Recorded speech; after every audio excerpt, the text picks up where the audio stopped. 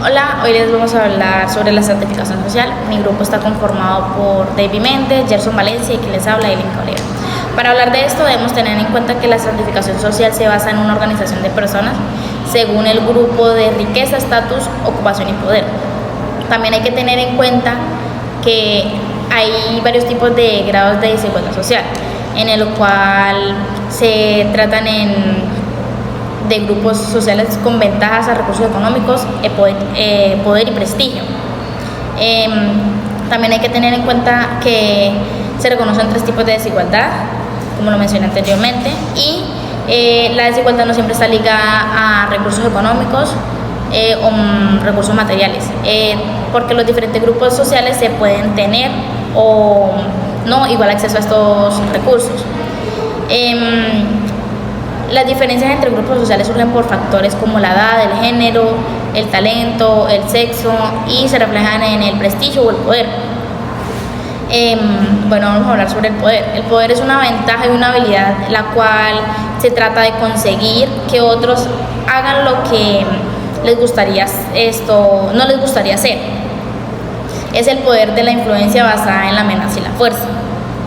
También tenemos la ventaja del prestigio, que es cuando hablamos de un prestigio de una persona, en el cual miramos a una persona con respeto un honor particular. También hay que tener en cuenta que no todas las sociedades distribuyen estas ventajas de la misma manera, y esto da lugar a distintos niveles de estratificación. Los antropólogos distinguen tres tipos de estratificación, que son el de igualdad, que se trata de que no hay un exceso igual de recursos, poder ni prestigio. Un ejemplo de esto son los aborígenes australianos, los Mitubi, que son un ejemplo de la sociedad que son casi totalmente igualitarios, porque ningún tipo de manifestación es desigual o hay ventajas ni de rituales, ni de casa, ni de relaciones familiares o de grupo. También está el de rango, en el cual hay desigualdad de prestigio, pero no de poder ni de recursos. Y el de clase o casta, que es en el que hay desigualdad en todos los aspectos, recursos, poder y prestigio. Un ejemplo de los de rango son los Islas Traoré y otros son de clase y de casta, Estados Unidos y India. Estas categorías aprenden cómo estructurar la desigualdad social en culturas. También hay que tener en cuenta lo siguiente, que son las sociedades igualitarias, en la cual las sociedades igualitarias son las que no contienen grupos sociales con mayor o menor acceso a recursos económicos, el poder o el prestigio. También hay que tener en cuenta que recurren a una serie de costumbres para evitar que algunos dominen a otros o dominen a los demás. Algo importante de las sociedades igualitarias que tenemos que tener en cuenta es que el concepto de igualitaria no significa que todo el mundo en esta sociedad sea igual. Siempre van a haber diferencias entre los individuos, como lo mencionaba anteriormente, que era el sexo, la edad, el color de piel, etc. O también sus habilidades, la destreza en la casa, la percepción, la salud, entre otras cosas. Según Morton Fried, una sociedad igualitaria es aquella que cualquier persona con sus habilidades necesarias puede acceder al prestigio o al estatus social. En resumen, las sociedades igualitarias tratan de minimizar la desigualdad, no tienen clases sociales como privilegios económicos, políticos y de prestigio, debido a que esta se gana, más no se hereda. Bueno, y seguimos con sociedades de rango o las llamadas sociedades jerarquizadas.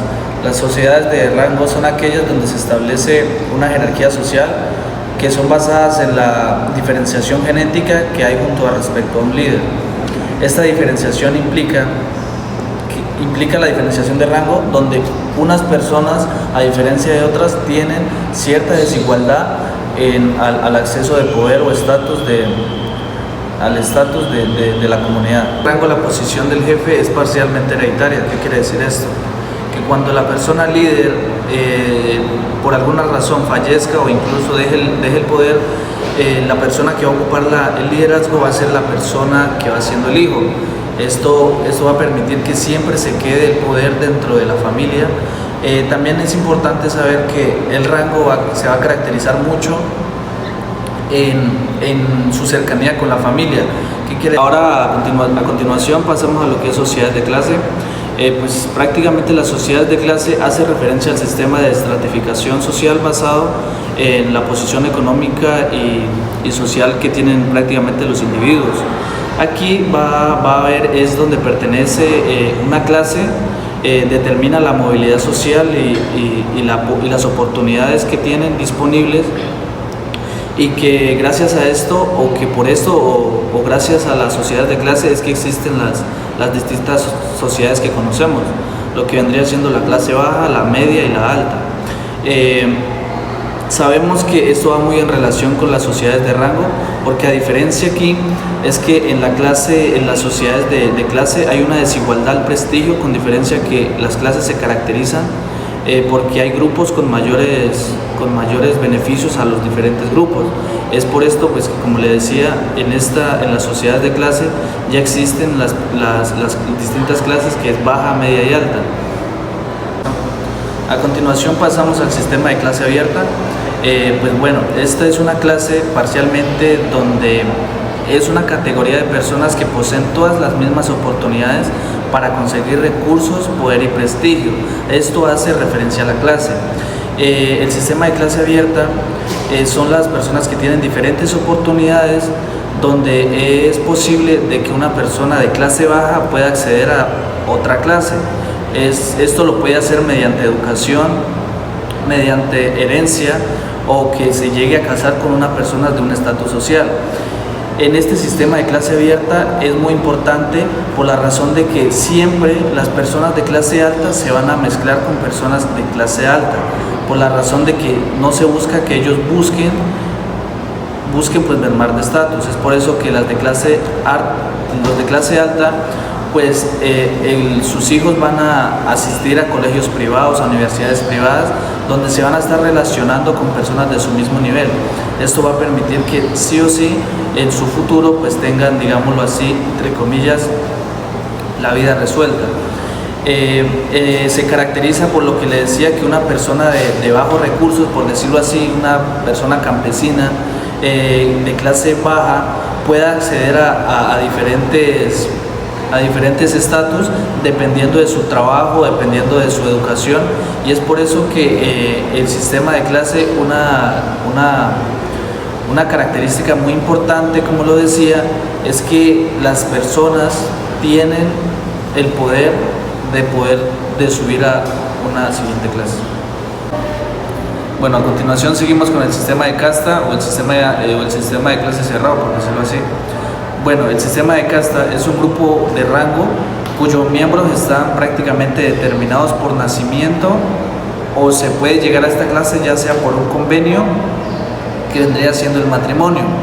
Esto va regido a que todo está relacionado al mismo sistema, donde las personas del sistema de casta solamente se van a relacionar con personas de este estatus, por decirlo así, donde no cualquier persona puede aspirar a tener esta clase, por decirlo, sino que la única manera para pertenecer a este grupo o a este sistema hay que nacer dentro de alguna de las familias de ellas, o por matrimonio, ya sea un matrimonio, pero tiene que ser con un estatus similar al que está. Para continuar, pues les hablaré sobre el racismo y la desigualdad. ¿Qué es el racismo? El racismo es la exclusión de un grupo de personas diferentes al grupo predominante que hay en la sociedad. Esto es también pues la exclusión de diferentes grupos, como las etnias, la raza, la cultura y diferentes puntos. Esto también como en los aspectos físicos, las características físicas de un grupo de personas hacia otro. Esto en el racismo, el grupo predominante tiende a estar sobre el grupo pues minoritario, que sería las etnias de los grupos afrocolombianos y pues los diferentes grupos étnicos